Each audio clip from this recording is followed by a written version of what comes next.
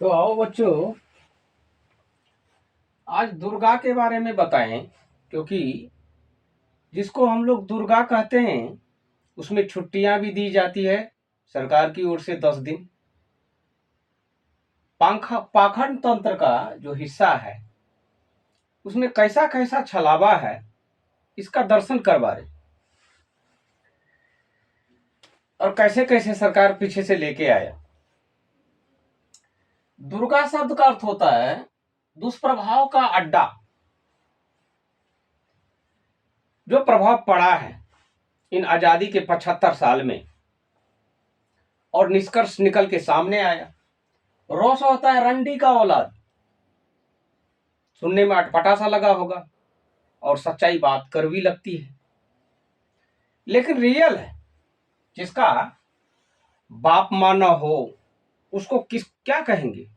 इसको इतिहास पढ़ेंगे आप तो जानेंगे। इनका ना तो गूगल को टेस्ट करें, ना ही तो माँ का पता है ना बाप का पता है।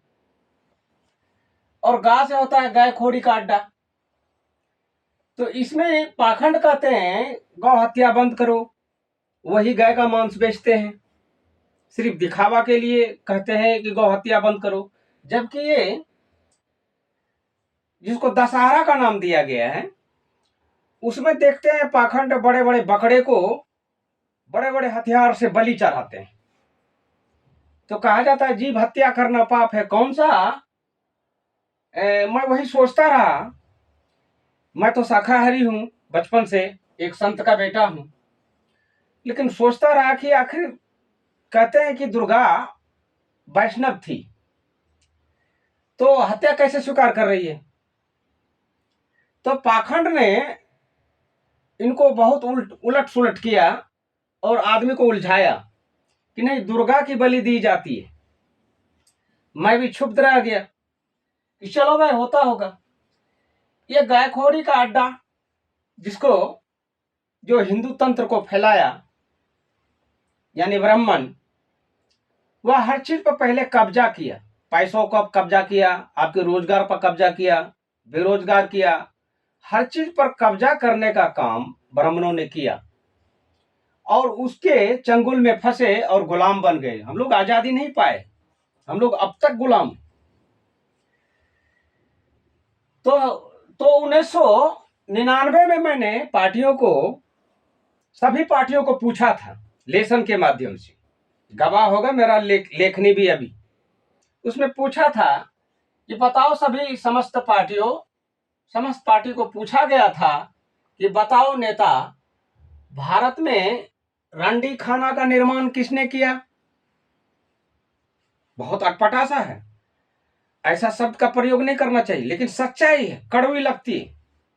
मैंने पहला सवाल पूछा था, कहते हो हिंदू राष्ट्र बना लो, हिंदू राष्ट्र बना लो। अरे एक गांव बना के देखो, तब तुझे पता चलेगा कि हिंदू राष्ट्र क्या है। तो उसी शब्द में मैंने पूछा था कि 1999 में कि हर कस्बों में, छोटे बड़े शहरों में रंडी खाना है, वो कहां से आया और किस वजह से आया। जब इस पर प्रकाश डाले तो पता पड़ा कि महात्मा गांधी का नाम आया। इसका निर्माता थे, किसने करवाया था? तो महात्मा गांधी।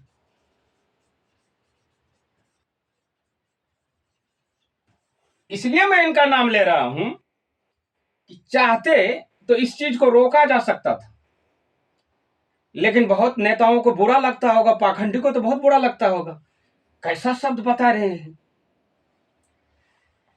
तो 1952 से लेके 1967, 1980 से लेके 2024 चल रहा है। ये 2024 में तो 25 आ गया, तो 24 तक मैंने गिनती किया। तो इसमें किसकी सरकार रही? शासन सत्ता में आखिरकार कुछ होता है तो शासन सत्ता पर उंगली उठाई जाती है। तो मैंने तराजू पर तोला, एक तरफ बीजेपी है, दूसरी तरफ कांग्रेस है। ये दोनों एक ही हैं, चट्टे बट्टे, क्योंकि इसमें भी पाखंड है और इसमें भी पाखंड है। आप इधर भी जाते हैं तो भी जाते हैं और इधर भी जाते हैं तो भी जाते हैं। बढ़ावा दिया, इस चीज को देखा नहीं, सिर्फ हाथ चमका के कहते हैं हिंदू राष्ट्र। उन गधों को पूछिए कि अबे गधे, जब ये सीरियल देखो ऊपर से लेकर के 52 से लेके अब तक का, तो तूने क्या किया? तो उसका जवाब होगा साइंटिस्ट हुआ, ऐसा हुआ, वैसा हुआ। वो अपने काबिलियत के दम पर हुआ, तुमने क्या किया?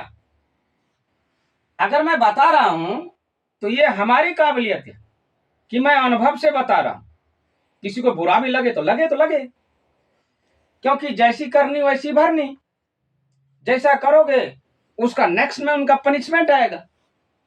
ये पनिशमेंट दिया जा रहा है कि तुम कब तक इस पाखंड के आड़ में अपना दुकान चलाओगे, और चलाते हुए आए हो। तो मैंने इसीलिए कहा इसको कि इनके माँ बाप का पता नहीं है, यानी अंग्रेजी में पास्टर्ड बोला जाता है। तो उनको क्या करते हैं, जब 10 दिन की छुट्टी दी जाती है, ये मूर्ख सरकार को देखिए पीछे से, 10 दिन का छुट्टी किस बात का भाई? ऐसे तो कुरान भी है, उसको भी 10 दिन का छुट्टी दे दो, कुरान पढ़ने वाले को भी। तुम अकेले कहते हो कि मैं हिंदू हूं, जबकि हिंदू मात्र 2% है, वो तुमको हिला रहा है। यानी मटमैला पानी को वो पूरा हिला रहा है और कहता है उसको उठा के पियो। तो क्या मटमैला पानी पिया जाएगा? नहीं, बिल्कुल नहीं पिया जाएगा। पानी हमेशा स्वच्छ पी जाती है, जिसे स्वच्छ शरीर रहे और तंदुरुस्त रहे। तो ये है आपका दुर्गा का अर्थ। दुष्प्रभाव तो पड़ा, जो सब देख रहा है। और इन्होंने रंडी खाना हर नुक्कड़ पर बनवाया। छोटे बड़े शहरों में जाएं, जिला क्या कस्बों में भी है, मैंने देखा है अपने आंखों से। मैंने ये पता लगाने की कोशिश किया कि भाई ये आया कहां से, कौन सी प्रजाति का है, ये जो देह व्यापार करती है, इसका कौन जिम्मेदार है। तो जैसे जैसे चला तो पता पड़ा, सारे इतिहास को खंगाला तो उसमें गांधी जी का नाम आया। मैंने बोला धुरिया इसको गांधी जी बोलते हैं, महात्मा गांधी, फिर ये ऐसा काम कैसे कर सकते हैं? अर्थात इसका मतलब ये हुआ कि सारे तंत्र मिशन का जड़ महात्मा गांधी। अगर कमजोर हुआ है, हमारा गरीबी ज्यादा हुआ है, रंडी खाना ज्यादा बढ़ा है, तो इसका वजह महात्मा गांधी। अब गांधी परिवार को भी थोड़ा बुरा लगता होगा, बुरा लगे तो लगे, जवाब दो भाई। क्योंकि मैं क्वेश्चन पूछने वाला 1999 में पूछा, जिसका उत्तर मुझे नहीं मिला। स्वयं को उत्तर ढूंढ के मुझे जब सारे इतिहास को पढ़ा, तब समझ में आया कि ये है इसका जिम्मेदार। अब उस परिवार के लोग होंगे, तो एक परिवार में सब ऐसे नहीं हो जाते हैं, उसमें कुछ अच्छे भी हैं। ये सवाल मैं राजीव गांधी जी से पूछते, लेकिन वो तो चल बसे। मैं तो खुद ही आंसू में डुबो के यहां पहुंचा था सेंट्रल में। जब सेंट्रल में पहुंचा तो मैं बोला ये सवाल मैं किससे पूछूंगा? आत्मा ने कहा स्वयं से पूछो। और स्वयं से पूछ करके मैं आप सबको परोस रहा हूं। आप लोग भी इसको सबसे पहले कचरा को साफ कीजिए। ये कचरा है, हर जगह रखा हुआ, ये कभी भी सभ्य समाज को बनने से रोकता है। और कहते हैं हम हिंदू राष्ट्र बना लेंगे। जो ऐसी आवाज उठा रहे हैं, उस गधे के बच्चे को पूछिए तो पहले ये कचरा तो साफ करो। ये जो गंदगी फैला रखा है पहले से मुजरा कर करके, इसको साफ करो। अभी मुजरा करने वाले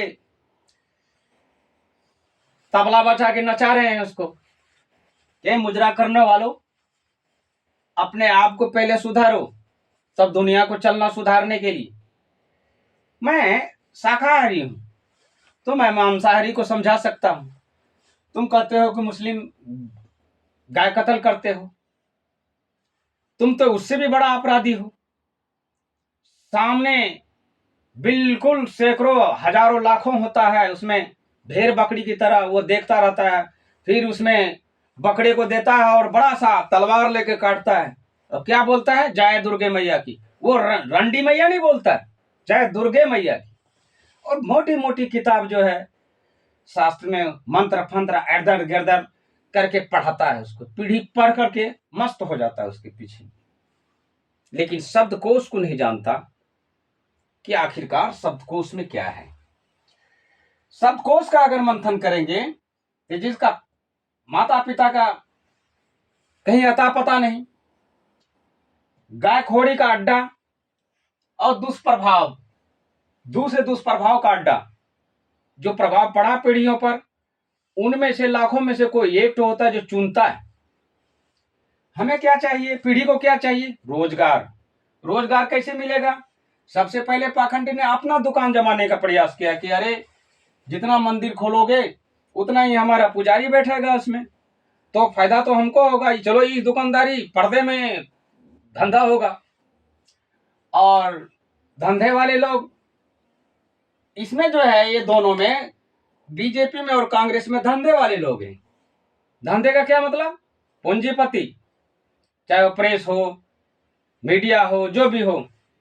आपके 38 जाति में, आपके 38 जाति में आप आंकड़ा लगाएं, 38 जाति में, मैं सभी बच्चों को कहता हूं, आप सबको भी, कि आप किधरों मत जाओ, शिक्षक बनो, कलेक्टर बनो, मिनिस्टर बनो, जो कुछ बनो, बहुत बना आदमी, लेकिन आप मीडिया के फील्ड में जाओ, पत्रकार के फील्ड में जाओ, ईमानदार, honest is the best policy, ईमानदारी को सर्वोत्तम नीति बनाओ। अब मुझे देख लो, मुझे जज साहब भी प्रश्न पूछते हुए डरेंगे हो। क्यों? कि 90 से अभी तक में कितना हो गया, 35 साल, 35 साल से आप सो रहे थे, आपका सिस्टम। चाहे मैं कोर्ट के आदमियों को कह रहा हूं, चाहे वो सेनेट में आदमी बैठा हुआ हो, उनको भी पूछ रहा हूं, और जो पार्लियामेंट में चुन के जा रहे हैं उनको भी पूछ रहा हूं। भाषण तो बहुत लंबा लंबा देते हैं, रहते सब एक जगह, एक दूसरे का विरोध करते हैं। लड़िए कोई बात नहीं, लेकिन पॉइंट पर आइए, तब हमारे पास आइएगा। तो मैं इसलिए कह रहा हूं कि जब भारत जब हार जाए, हारने के कंगार पर हो, वहां मुझे भेजिएगा कि जाइए उनको समझा के आइए। तो समझाने कौन जाएगा?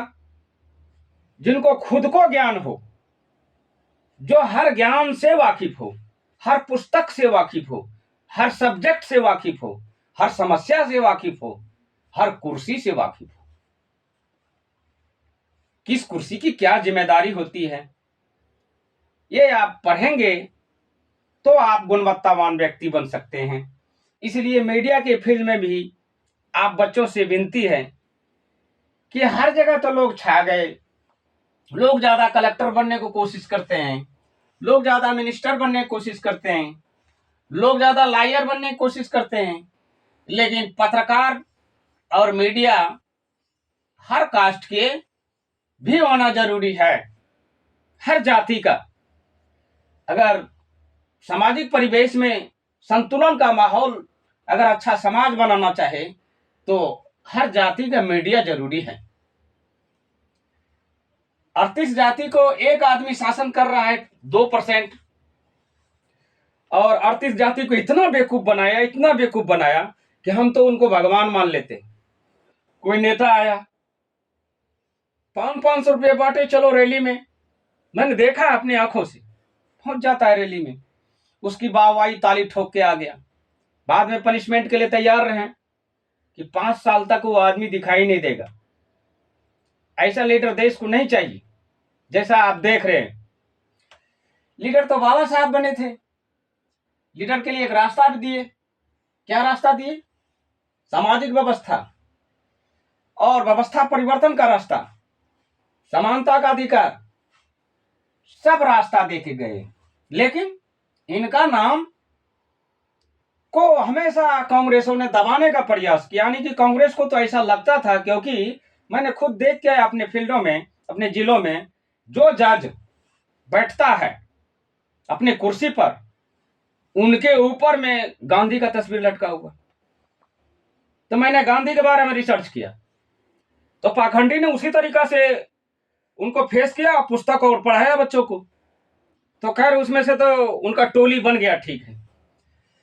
लेकिन इनके किताब जो बाबा साहब के, बहुत सारी किताब को जला दिए, उनको उभरने नहीं दिया और पीढ़ी को पढ़ने नहीं दिया, हम जैसे आदमियों को पढ़ने नहीं दिया। मैंने खोज करके आज विश्लेषण करके दे रहा हूं और इसका व्याख्या करके भी दे रहा हूं। आपको हर व्याख्या में सटीक मिलेगा। इसीलिए हमारी बात को ना तो कोई राइटर काट सकता है, ना किसी में हिम्मत होगा काटने का, ना बोलने का, चाहे वो जज के कुर्सी पर बैठा हुआ क्यों नहीं हो। उसको भी खुद शर्म आएगा कि मैं किनसे बात कर रहा हूं। मैं अपने आप को अहंकार में नहीं कह रहा हूं, बल्कि शिक्षा बोल रहा है अंदर से कि ऐसी शिक्षा से जोड़िए सबको, जो हर धर्म में एक दूसरे का लगाव हो, एक दूसरे से सब जुड़े रहे। ऐसी शिक्षा लाइए ना, ऐसी शिक्षा पद्धति का निर्माण कीजिए ना। निर्माण किया गया कि 10 दिन की छुट्टी दो, दशहरा आ गया, बाकी जितने महान पुरुष हैं, फातिमा शेख, माता फातिमा शेख और माता सावित्रीबाई फूले, लक्ष्मीबाई, बहुत सारे ऐसे नाम हैं जिस इतिहास को पढ़ करके पढ़ने का है और अनुसरण करने का है। उनको आगे नहीं लाएंगे, क्योंकि अगर दलित में कोई महान हो जाए उनका गुण गाथा नहीं गाएंगे, उनको शूद्र मानेंगे। जानते हैं क्यों चिढ़ते हैं? उससे चिढ़ते इसलिए हैं कि ये तो पाउल पट्टी खोल देगा भाई, इनको लाके क्या करोगे, हमारा तो पाखंड का दुकान बंद हो जाएगा इसी में। तो पाखंड के दुकान से बच के चलना है बच्चों। तू चलने दो दुकान, पाखंड वाले को बोले तू चला अपनी दुकान। क्योंकि होता क्या है कि ये अड़तीस जाति जो है चंदा देता है, ये भी किसी मंदिर में हो जाके चंदा देता है।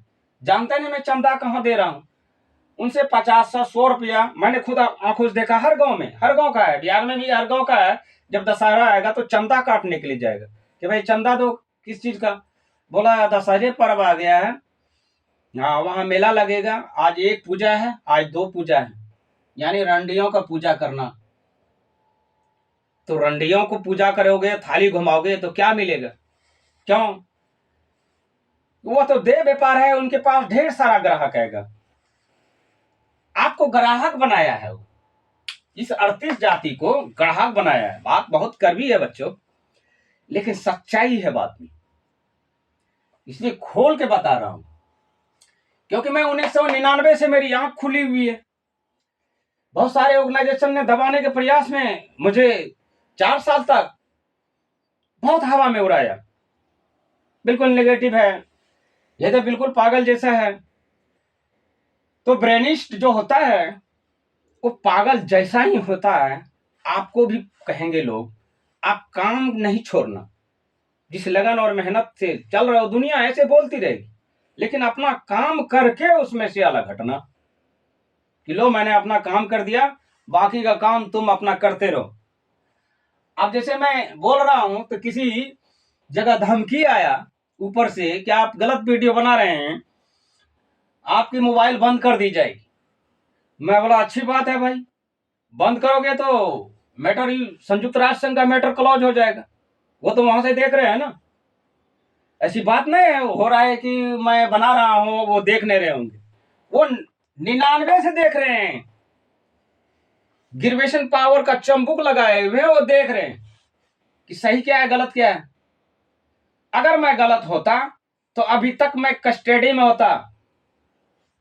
ये है अनुभव। इसलिए शिक्षा में अनुभव हासिल करो बच्चों। अनुभव से तुमको सामने वाला हमेशा डरेगा। शिक्षा कोई मायने नहीं रखता, अनुभव मायने रखता है। हर चीज में अनुभव हासिल करो, जिस सब्जेक्ट में पढ़ना है उसको अनुभव हासिल करो। इन्हीं चंद शब्दों के साथ मैं विराम देता हूं। जय भीम, जय भारत, जय रविदास, नमो बुद्धाय।